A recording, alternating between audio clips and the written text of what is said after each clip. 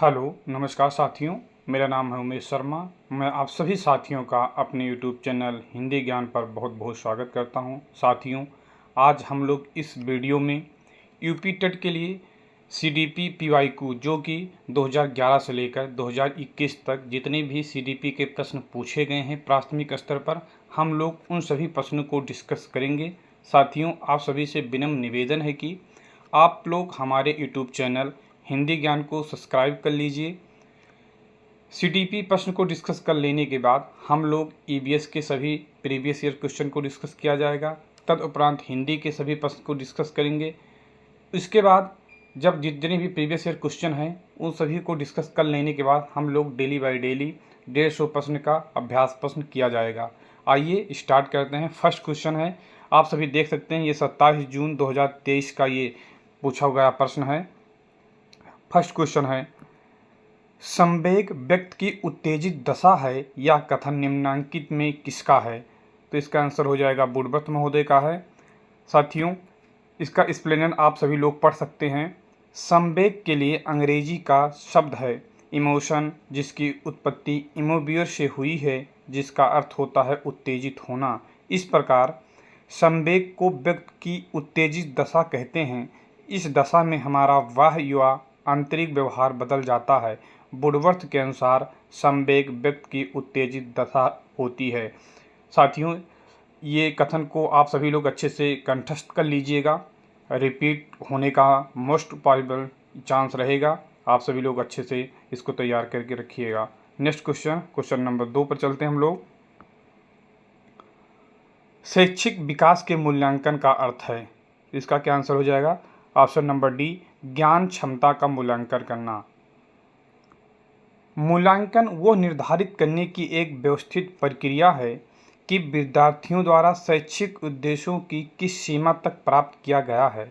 शैक्षिक विकास के मूल्यांकन का अर्थ क्षमता व का मूल्यांकन है। मूल्यांकन वो प्रक्रिया है जिसके आधार पर हम किसी छात्र के ज्ञान का आकलन करते हैं।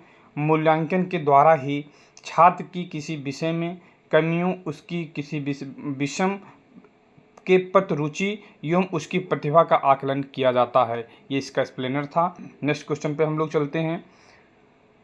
पूर्वग्राही किशोर या किशोरी अपने के प्रति कठोर होंगे। किसके प्रति कठोर होंगे? इसका आंसर हो जाएगा आंसर नंबर फर्स्ट। पूर्वग्रह का तात्पर्य किसी कार्य, व्यवस्था, ज्ञान या व्यक्ति आदि के विषय में पहले से ही बनी हुई कोई विशेष धारणा तथा उसका पालन करना होता है। इस प्रकार पूर्वाग्राही किशोर या किशोरी अपने समस्याओं के प्रति कठोर होते हैं। नेक्स्ट क्वेश्चन पे हम लोग चलते हैं।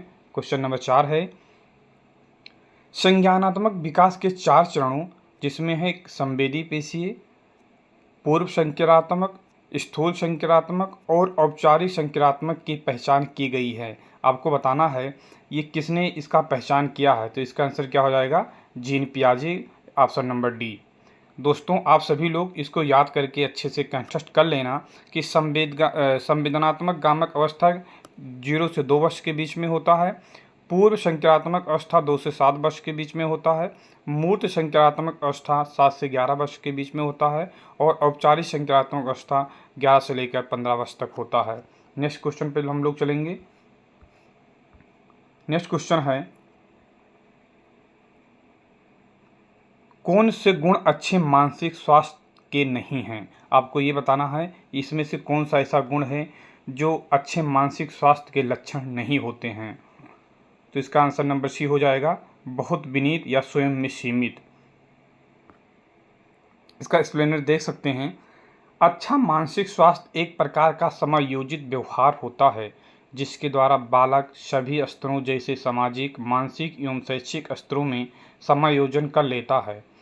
बहुत विनीत होना तथा स्वयं में सीमित होना अंतर्मुखी व्यक्ति का लक्षण होता है। ये नए वातावरण या परिस्थिति के साथ समायोजन करने में कठिनाई का अनुभव करते हैं। नेक्स्ट क्वेश्चन पे हम लोग चलेंगे। नेक्स्ट क्वेश्चन है क्वेश्चन नंबर 6, अधिगम क्षमता निम्नलिखित में किससे प्रभावित नहीं होती है? आपको ये बताना है कि अधिगम क्षमता जो है वो किससे प्रभावित नहीं होगा। तो इसका आंसर हो जाएगा ऑप्शन नंबर डी, राष्ट्रीयता।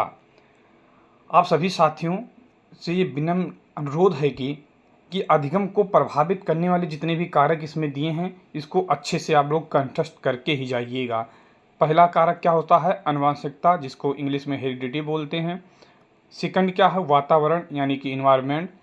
तीसरा है प्रशिक्षण और चौथा है समायोजन की क्षमता। नेक्स्ट क्वेश्चन है, किस अधिगम मनोविज्ञान ने बाल अधिगम विकास में पुरस्कार को महत्व नहीं दिया है? तो आंसर नंबर आपका डी हो जाएगा, गुथरी महोदय। गुथरी ने समीपता का सिद्धांत दिया है। तो आपसे डायरेक्ट क्वेश्चन पूछेगा कि समीपता का सिद्धांत किसने दिया है, तो आपका आंसर जाएगा गुथरी।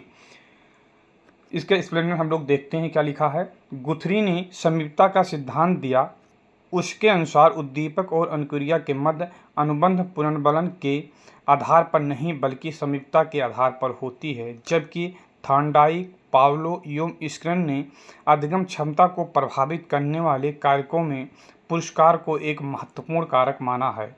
हम लोग नेक्स्ट क्वेश्चन की तरफ चलेंगे। क्वेश्चन नंबर 8, निम्नलिखित में से एक से शिशु के अधिगम को सहायता नहीं मिलती है, तो इसका क्या आंसर हो जाएगा? ऑप्शन नंबर सी, स्कूल का अवस्था। अनुकरण से मिलेगा, प्रेरणा से भी मिलेगा, पुरस्कार से मिलेगा, लेकिन स्कूल का अवस्था जो कि ऑप्शन नंबर सी में दिया है, ये हमारा आंसर हो जाएगा।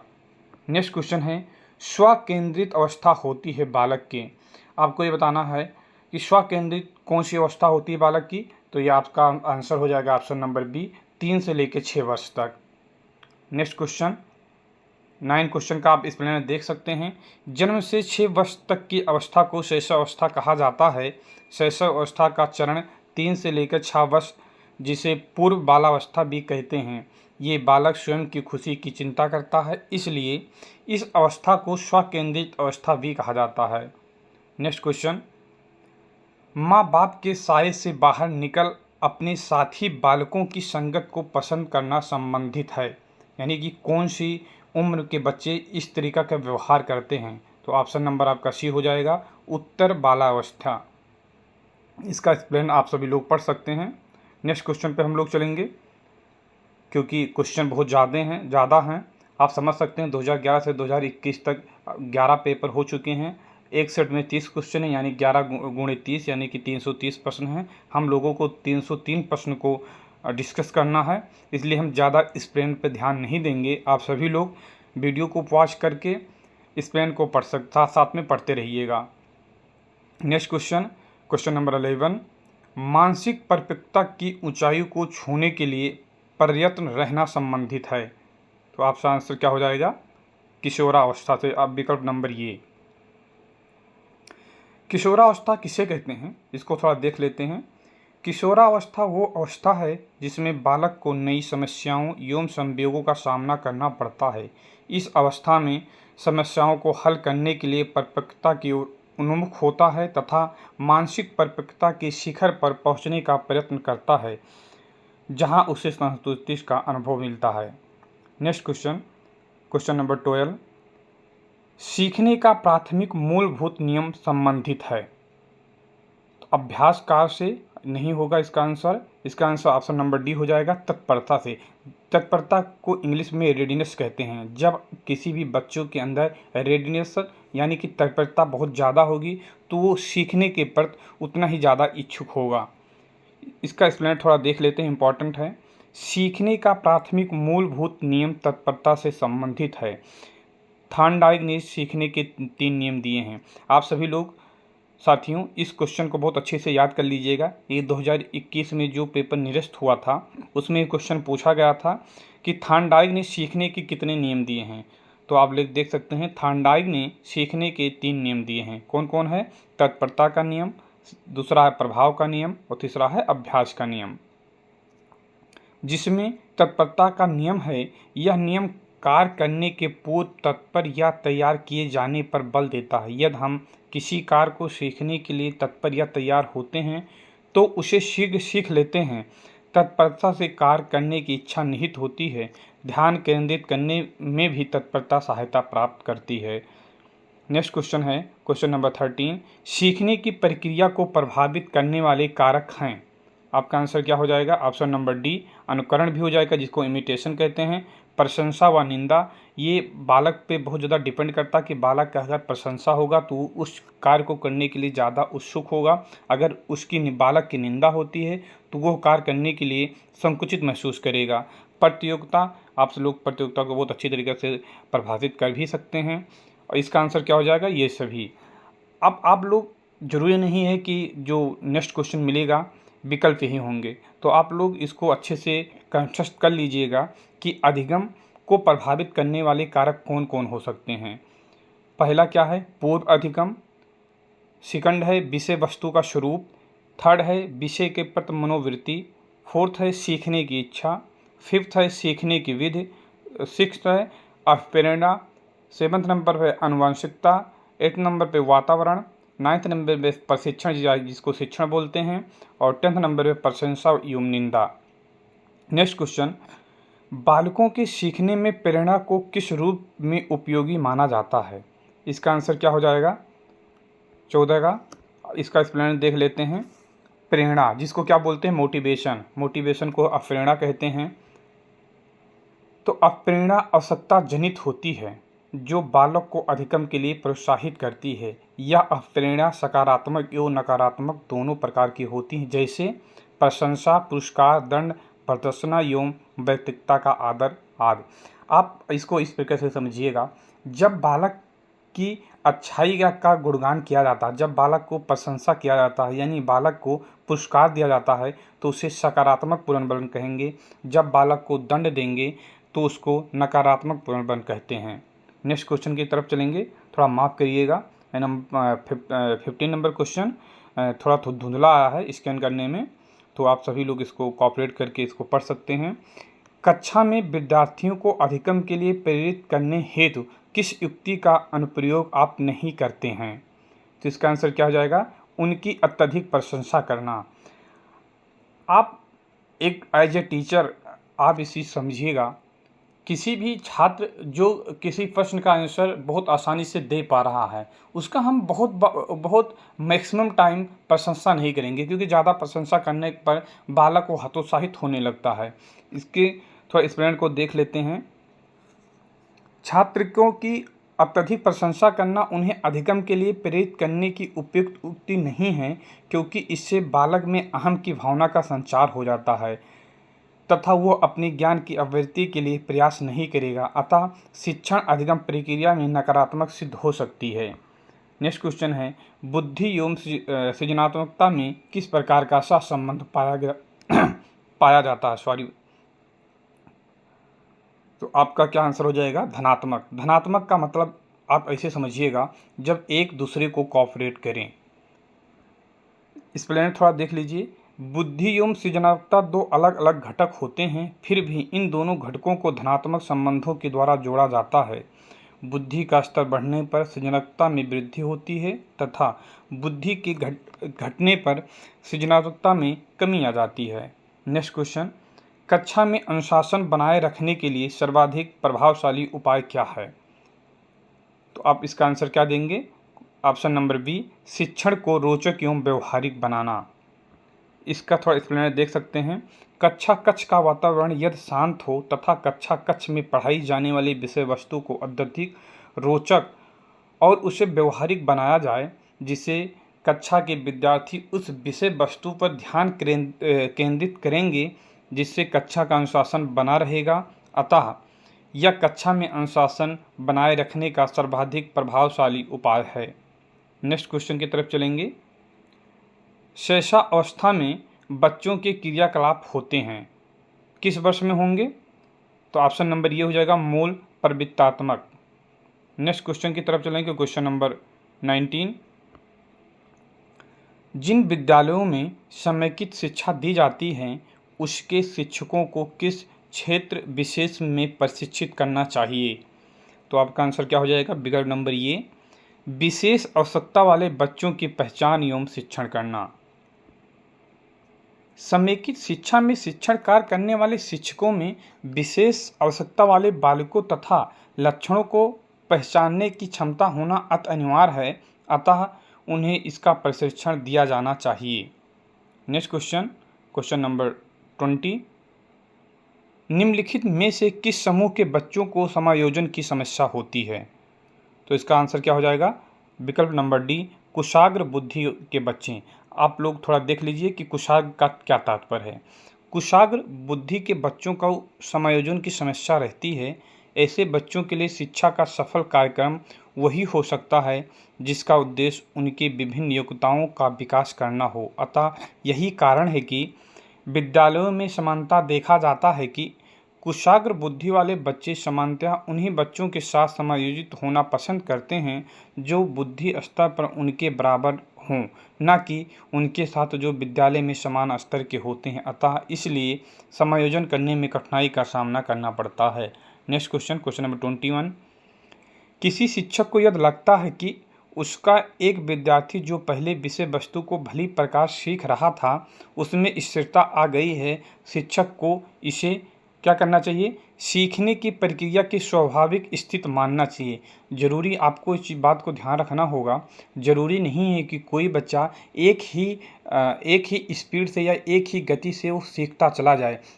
आप लोग आगे पढ़ेंगे तो आप अधिगम का पठार, आप सभी लोग अपने उसमें पढ़ के आए होंगे डीएलएड में। अधिगम का पठार कितने 4 प्रकार के होते हैं। तो अधिगम का पठार हमें ये बताता है कि बच्चा जब सीख रहा होगा तो कहीं ना कहीं उसको थकान होगी, जब थकान होगी तो उसका ग्राफ डाउन होगा। नेक्स्ट क्वेश्चन की तरफ चलेंगे हम लोग, क्वेश्चन नंबर 22। अपनी कक्षा के एक विद्यार्थी को प्रवृत्ति को यह शिक्षक बदलना चाहता है तो उसे, यानी कि क्वेश्चन क्या कह रहा है कि कोई विद्यार्थी है जिसकी प्रवृत्ति यानी कि उसकी हैबिट को आपको चेंज करना है तो उसके लिए आपको क्या करना होगा? प्रवृत्ति का यहाँ तात्पर्य आप हैबिट से है। तो इसका आंसर क्या होगा आपका? विकल्प नंबर सी इसका आंसर देंगे हम लोग। उसके समूह के सभी सदस्यों की प्रवृत्ति बदलनी होगी, यानी कि जिस इन्वायरमेंट में वो रह रहा है उस इन्वायरमेंट को ही चेंज करना पड़ेगा। नेक्स्ट क्वेश्चन, क्वेश्चन नंबर 23 के तरफ हम लोग चलेंगे। 23 देख सकते हैं स्क्रीन पे। विकास का वही संबंध परिपक्वता से है जो उद्दीपन का है। किससे हो जाएगा? प्रतिक्रिया, एक्शन और रिएक्शन। इसको आप लोग भली बात पढ़े ही होंगे। नेक्स्ट क्वेश्चन की तरफ चलेंगे। पियाजे मुख्यतः के क्षेत्र में योगदान देने के लिए जाने जाते हैं। तो पियाजे हम सभी लोगों को पता है कि पियाजे कौन क्या देते हैं? संज्ञानात्मक विकास। पियाजे ने संज्ञानात्मक विकास के 4 चरण बताए हैं। ये मोस्ट इम्पॉर्टेंट है, इसको आप लोगों को कंठस्थ होना ही चाहिए। बालकों के संज्ञानात्मक विकास के परीक्षण के लिए पियाजे की महत्वपूर्ण भूमिका रही है। पियाजे ने बालक के संज्ञानात्मक विकास को 4 प्रमुख चरणों में विभाजित किए हैं। पहला है, आप देख पा रहे होंगे, संवेदात्मक ज्ञानक अवस्था, यानी कि 0 से 2 वर्ष जिसको बोलते हैं। पूर्व संज्ञानात्मक अवस्था 2 से 7 वर्ष जिसको कहते हैं। मूर्त संज्ञानात्मक अवस्था 7 से 11 वर्ष। औपचारिक संज्ञानात्मक अवस्था जिसको इसका क्या टाइम पीरियड है? 11 से 15 वर्ष तक। कुछ यूपी टेट के प्राथमिक स्तर पर डायरेक्ट पूछा जाएगा, इस प्रकार का कुछ बन जाएगा। जैसे कि वहाँ पे क्वेश्चन बनेगा कि पियाजे के द्वारा दिया गया मूर्त संज्ञानात्मक अवस्था की एज क्या है, आयु क्या है? तो आपको क्या बताना होगा? 7 से लेकर 11 वर्ष तक। नेक्स्ट क्वेश्चन, जब कभी 2 या अधिक व्यक्ति एक साथ मिलते हैं और एक दूसरे को प्रभावित करते हैं तो वे एक सामाजिक समूह का निर्माण करते हैं, यह कथन किसका है? तो आप इसका आंसर क्या हो जाएगा? ये सत्य है, विकल्प नंबर बी। Next question 26। शिक्षण प्रक्रिया में निम्नलिखित में किसका भली प्रकार ध्यान रखना चाहिए? तो विद्यार्थियों की सक्रिय सहभागिता। जब हम लोग टीचर बन जाएंगे, आप लोग टीचर बन जाएंगे, तो आप जिन क्लास में जिस क्लासरूम में पढ़ा रहे हैं तो आपका फर्स्ट प्रायोरिटी ये होगा कि जिन बच्चों को पढ़ा रहे हैं उनकी एक्टिविटी ज़रूर आपके साथ प्रदर्शित होता रहे। Next question, question number 27। निम्नलिखित व्यक्तियों में से कौन अपने बच्चे या बच्चों को आंतरिक प्रेरणा दे रहा है? आप लोग जब इन लोग चारों विकल्प को पढ़ेंगे तो आपको सबसे सटीक आंसर निकल के आएगा विकल्प नंबर डी। विज्ञान विषयों में सर्वोच्च अंक पाने पर राकेश कुमार अपने पुत्र की प्रशंसा करता है। यानी कि किसी भी बच्चे का अगर प्रशंसा किया जाएगा, चाहे उसके माता पिता के द्वारा या टीचर के द्वारा या पड़ोसियों के द्वारा, तो उस बच्चे का पॉजिटिव पुनर्बलन होगा। नेक्स्ट क्वेश्चन के तरफ हम लोग चलेंगे। क्वेश्चन 20 नंबर 8, बच्चों के सामाजिक विकास में ... का विशेष महत्व है। तो किसका विशेष महत्व हो जाएगा? खेल का।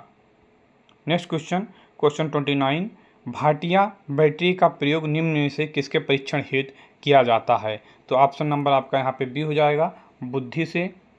नेक्स्ट क्वेश्चन नंबर 30 यानी कि 30, कोहलबर्ग का विकास सिद्धांत निम्नलिखित में किससे संबंधित है? कोहलबर्ग का विकास किससे संबंधित है? नैतिक विकास से। इसका थोड़ा वो देख लेते हैं एक्सप्लेनर।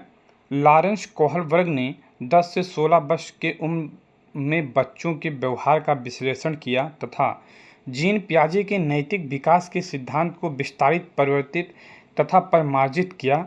कोहलबर्ग ने नैतिक विकास के सिद्धांत में 3 प्रमुख स्तर माना है जो निम्न है। कौन है? पूर्व परंपरागत स्तर, फिर परंपरागत स्तर, फिर उत्तर रूढ़िगत स्तर। नेक्स्ट क्वेश्चन की तरफ चलेंगे। अभी हम लोग 2013 का क्वेश्चन हम लोग सॉल्व किए हैं CDP का।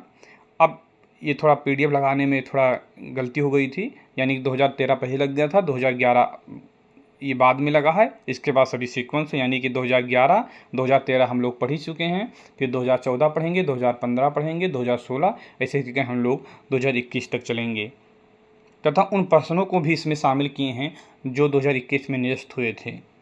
नेक्स्ट क्वेश्चन पे हम लोग चलते हैं। फर्स्ट क्वेश्चन है 2011 का, ये प्रश्न है, निम्न कक्षाओं में शिक्षण की खेल विधि आधारित है। इसका आंसर क्या हो जाएगा? विकल्प नंबर सी इसका आंसर देंगे, विकास एवं वृद्धि के मनोवैज्ञानिक सिद्धांत पर।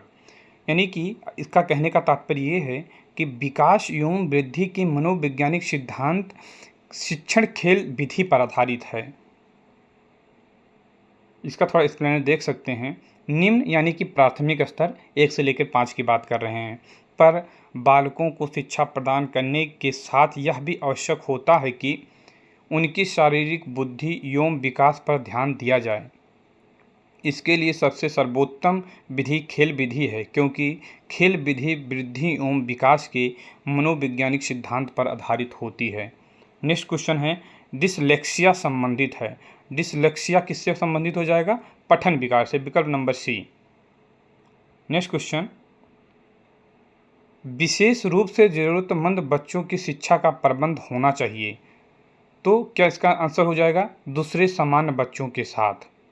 इनका कहने का मतलब ये है कि विशेष रूप से ज़रूरतमंद बच्चों की शिक्षा, यानी कि कोई बच्चा आपकी कोई क्लास है जिसमें मान लीजिए 30 बच्चे हैं, अगर उसमें एक बच्चा ऐसा है जिसको थोड़ा और सपोर्टिव की आवश्यकता है, तो ऐसा नहीं है कि उसके लिए कोई अलग क्लास करेंगे। उसको उन सभी 29 बच्चों के साथ में बैठाकर थोड़ा ध्यान देकर उनकी शिक्षण विधियों को पूरी करते चलेंगे।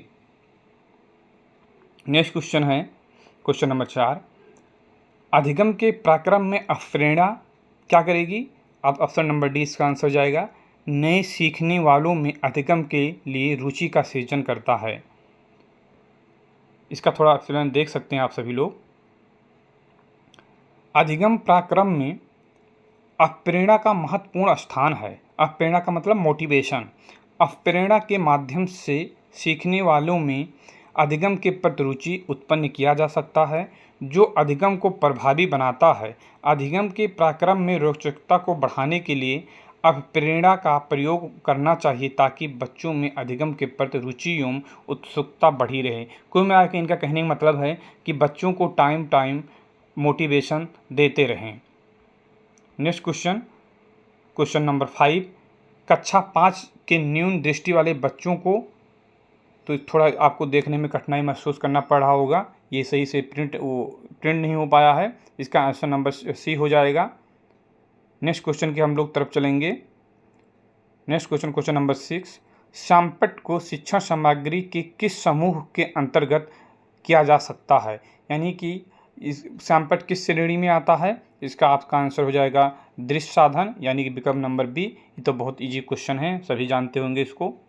नेक्स्ट क्वेश्चन, निम्नलिखित में से कौन शिक्षण कुशलता से संबंधित है? तो इसका आंसर क्या हो जाएगा? विकल्प डी, उपरोक्त सभी। एक्सप्लेनर देख सकते हैं थोड़ा आप सभी लोग। शिक्षण कार्य को प्रभावी करने के लिए आवश्यक है शिक्षक सभी शिक्षण कौशल से कुशल हो। यानी शिक्षण कौशल निम्न है। कौन कौन शिक्षण कौशल होते हैं? सैमपट कौशल, प्रश्न कौशल। सैमपट कौशल का तात्पर्य ये होता है कि टीचर जो है वो उसके लिखने का कला क्या है, उसकी हैंड राइटिंग कैसी है, उसका एंगल कितना है। प्रश्न कौशल यानी कि विद्यार्थियों से प्रश्न करने की तार्किकता कैसी है। स्पष्टीकरण कौशल, यदि इसका क्या तात्पर्य होगा? यदि कोई बच्चा कोई प्रश्न टीचर से रेज कर रहा है तो टीचर सहज भाव से उस प्रश्न का उत्तर इस प्रकार दे कि बच्चा एकदम संतुष्ट हो जाए। प्रतिपुष्टि कौशल, इसको क्या बोलते हैं? फीडबैक। आप सभी लोग माइक्रो टीचिंग में फीडबैक बहुत अच्छी तरीक़े से पढ़े होंगे और मैं आशा करता हूं कि आप भली बात जानते होंगे इस चीज़ को। नेक्स्ट क्वेश्चन है क्वेश्चन नंबर 8। कक्षा में जो विद्यार्थी प्रश्न पूछते हैं उन्हें क्या करना चाहिए? लगातार प्रश्न पूछने के लिए प्रोत्साहित करना चाहिए। अगर आप ऐसा करते हो तो क्या होगा? उस क्लास का वातावरण बना रहेगा और जो भी बच्चे प्रश्न पूछने में हिचकिचाते होंगे वो उनकी देखी देखी कर आगे पूछने का प्रश्न कोशिश करेंगे। Next question, question number 9। शिक्षा की किंडरगार्टन पद्धति का प्रतिपादन किसने किया है? तो आप भली भांति जानते होंगे, मैं आशा करता हूं कि इसका आंसर आपको पता होगा। आप सभी लोग इसका आंसर हमें कमेंट करके ज़रूर बताइएगा कि किंडरगार्टन पद्धति का प्रतिपादन किसने किया है। मैं आशा करता हूं और पूर्ण विश्वास करता हूं से कहता हूं कि आप सभी लोग इसको डीएलएड में या बीएड में पढ़े होंगे, तो आप सभी लोग इसका आंसर दीजिएगा हमें। नेक्स्ट क्वेश्चन, क्वेश्चन नंबर 10 है। एक अभिभावक आपसे विद्यालय में मिलने के लिए कभी नहीं आता है तो आप क्या करेंगे एज ए टीचर? तो विकल्प नंबर सी इसका आंसर होगा, आप स्वयं उनसे मिलने के लिए जाएंगे। नेक्स्ट क्वेश्चन है, बचपन का संपृक्त दृष्टिकोण की मान्यता है। तो ऑप्शन नंबर डी इसका आंसर हो जाएगा, बचपन वृद्धि एवं परिवर्तन की एक अनूठी अवधि है। नेक्स्ट क्वेश्चन की तरफ चलेंगे, क्वेश्चन नंबर 12। एक प्रमाणीकृत पठन परीक्षण लेने के लिए 5वीं कक्षा को प्रस्तुत करने में शिक्षक को अधिक परामर्श दिया जाता है कि इसका आंसर क्या हो जाएगा? इस विकल्प नंबर डी कि परीक्षण में आने वाले समान प्रकार के प्रश्नों के उत्तर देने के लिए छात्रों को अभ्यास कराना। एक्सप्लेनर थोड़ा इसका देख लेते हैं।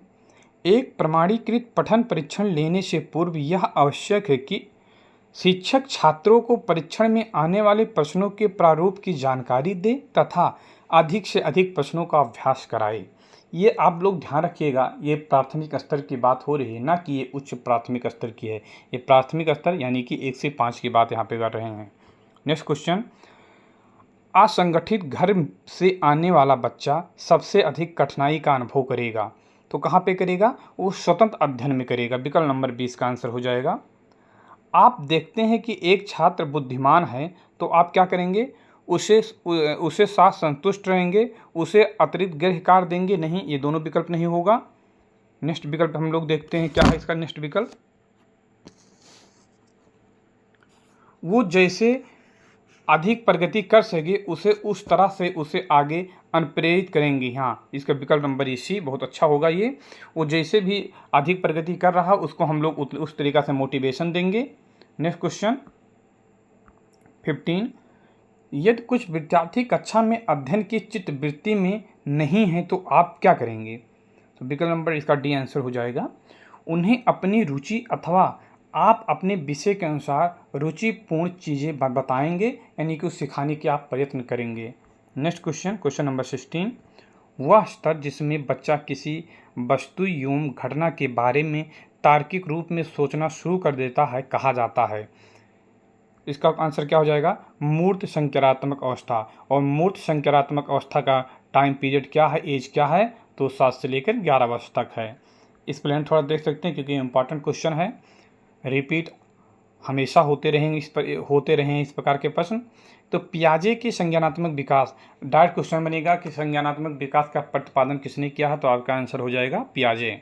पियाजे के संज्ञानात्मक विकास के सिद्धांत के अनुसार तीसरे चरण अर्थात मूर्त, तीसरे चरण का क्या नाम है? मूर्त संज्ञानात्मक अवस्था, जिसका एज क्या है? 7 से लेकर 11 वर्ष तक में बालक किसी वस्तु या घटना के बारे में तार्किक रूप से सोचना प्रारंभ कर देता है। इस अवस्था में बालकों में चिंतन, तर्क वितर्क, एकाग्रचित आदि गुणों का विकास होता है। नेक्स्ट क्वेश्चन की तरफ हम लोग चलेंगे। नेक्स्ट क्वेश्चन है क्वेश्चन नंबर 17। बच्चों के बौद्धिक विकास में 4 सुस्पष्ट स्तरों को पहचाना गया था। 4 सुस्पष्ट किसने पहचाना है? तो ऑप्शन नंबर डी हो जाएगा आपका जीन पियाजे। अभी आप लोग देखा ही है कि पियाजे द्वारा बच्चों के बौद्धिक विकास के 4 सुस्पष्ट स्तरों को पहचाना, यानी कि पहचान किया था, जिसे संज्ञानात्मक विकास के सिद्धांत के नाम से जाना जाता है। 4 स्तर कौन कौन हैं? संवेदी गातिकावस्था, ये यानी कि इसको इंग्लिश में सेंसरी मोटर बोलते हैं, 0 से लेकर 2 वर्ष। पूर्व संक्रात्मक अवस्था, इसको प्री कन्वेंशन बोलते हैं, 2 से लेकर 7 वर्ष। मूर्त संक्रात्मक अवस्था, इसको इंग्लिश में इसको पोस्ट कन्वेंशनल अवस्था बोलते हैं और इसको कन्वेंशनल बोलते हैं। औपचारिक संक्रात्मक अवस्था, ऑपरेशन, इसको इंग्लिश में क्या बोल देंगे? Operational stage. Next question 18। अल्पवयस्क बच्चों के अधिगम में अभिभावकों की भूमिका होनी चाहिए। इसका विकल्प क्या हो जाएगा? अग्र सक्रिय, यानी कि जब बच्चा छोटा होगा तो अभिभावक यानी कि पेरेंट्स को आगे आना चाहिए। अग्र सक्रिय का मतलब क्या है कि वो बहुत एक सक्रिय मतलब एक्टिव तो हो ही, लेकिन एक्टिव से भी एक्टिव हों। इसका एक्टिव से एक्टिव का मतलब आप समझ पा रहे होंगे। अच्छा तो कोई है लेकिन बहुत अच्छा। Next question number 19। बच्चों के संज्ञानात्मक विकास को सबसे अच्छे तरीके से कहाँ परिभाषित किया जा सकता है? तो इसका आंसर आप लोग क्या देंगे? विद्यालय एवं कक्षा में। विकल्प नंबर बी इसका आंसर हो जाएगा। बच्चों के संज्ञानात्मक विकास को मापने एवं परिभाषित करने का सर्वाधिक उपयुक्त विधि परीक्षा प्रणाली है, जिसमें बच्चों के संज्ञानात्मक विकास के स्तर को जाना जा सकता है तथा इसके लिए विद्यालय सबसे उपयुक्त स्थान होता है, जहां बच्चे स्वतंत्र एवं अनुशासित रूप से अपनी अभिव्यक्ति दे सकते हैं। Next question number 20। ... को अनप्रेरित शिक्षण के एक संकेत के रूप में विवेचित किया जाता है। किसको किया जाता है? तो विद्यार्थियों द्वारा प्रश्न पूछना। शिक्षण प्रभावशाली एवं सजीव तब होता है जब कक्षा में समय समय पर शिक्षक छात्र वार्तालाप हो तथा छात्रों द्वारा कक्षा में प्रश्न पूछा जा रहा हो। इससे पता चलता है कि छात्र का अधिगम अच्छे तरीका से चल रहा है और छात्र कक्षा में रुचि ले रहा है। नेक्स्ट क्वेश्चन हो जाए क्वेश्चन नंबर 21। कक्षा में विद्यार्थियों की रुचि बनाए रखने के लिए एक शिक्षक को उचित है प्रश्न पूछना। विकल्प नंबर डी इसका आंसर हो जाएगा। Next question number 22। विद्यार्थियों को विद्यालय में खेलना क्यों उचित है? तो इसका क्या हो जाएगा? इसका विकल्प नंबर डी आंसर होगा। यह सहयोग एवं संतुलन का विकास करेगा।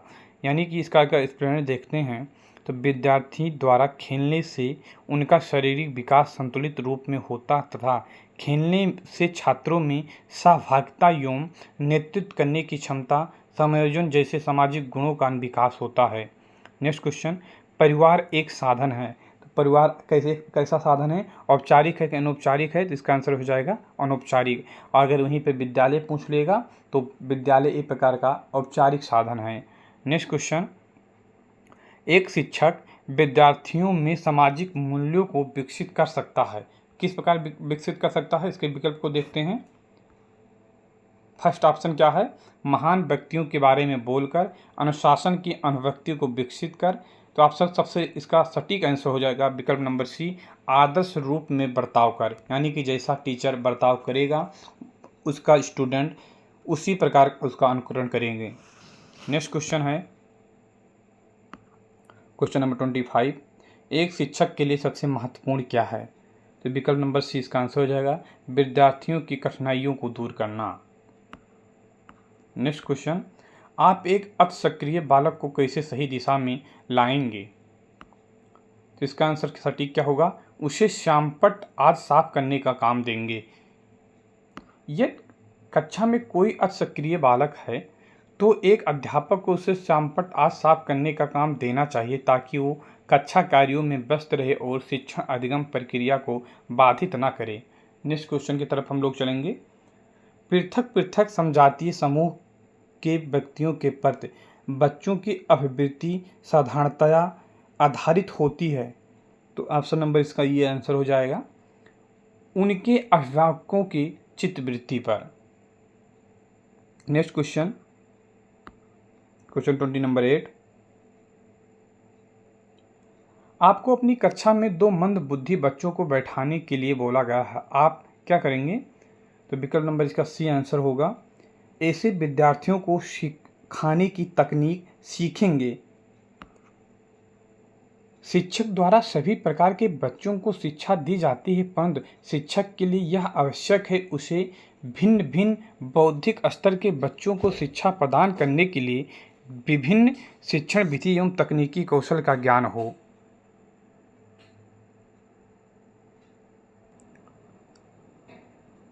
साथियों, किसी कारणवश इस वीडियो को यहीं पे समाप्त करना होगा।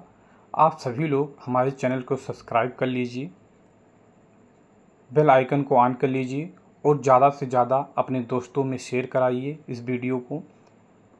हम नेक्स्ट वीडियो में 2014 से स्टार्ट करके 2021 तक ले चलेंगे आप सभी को। अभी हम लोग 2 ईयर की यानी कि 2011 और 2013 2 प्रैक्टिस सेट यानी कि 60 क्वेश्चन हम लोगों ने सॉल्व कर लिए हैं। अभी 2014 ये आपके सामने दिखाई दे रहा है, जिसका फर्स्ट क्वेश्चन है कि अप्रेरणा का वर्गीकरण होता है। इसका आंसर क्या हो चला जाएगा? ऑप्शन नंबर सी, जन्मजात तथा अर्जित। 2014 से लेकर 2021 तक तथा 2021 में जो पेपर निरस्त हुआ था उन सभी प्रश्नों को नेक्स्ट अगले वीडियो में हम लोग भाग 2 में कवर करेंगे। आप सभी साथियों से करबद्ध निवेदन है कि आप सभी लोग हमारे चैनल को सब्सक्राइब कराइए और ज़्यादा से ज़्यादा इसको वॉच टाइम दीजिए, जिससे कि चैनल मोनेटाइज हो पाए, जिससे कि वीडियो डालने में थोड़ा सहजता महसूस हो। बहुत बहुत धन्यवाद साथियों, आप सभी लोग इसको सब्सक्राइब करके रखिएगा। बहुत बहुत धन्यवाद।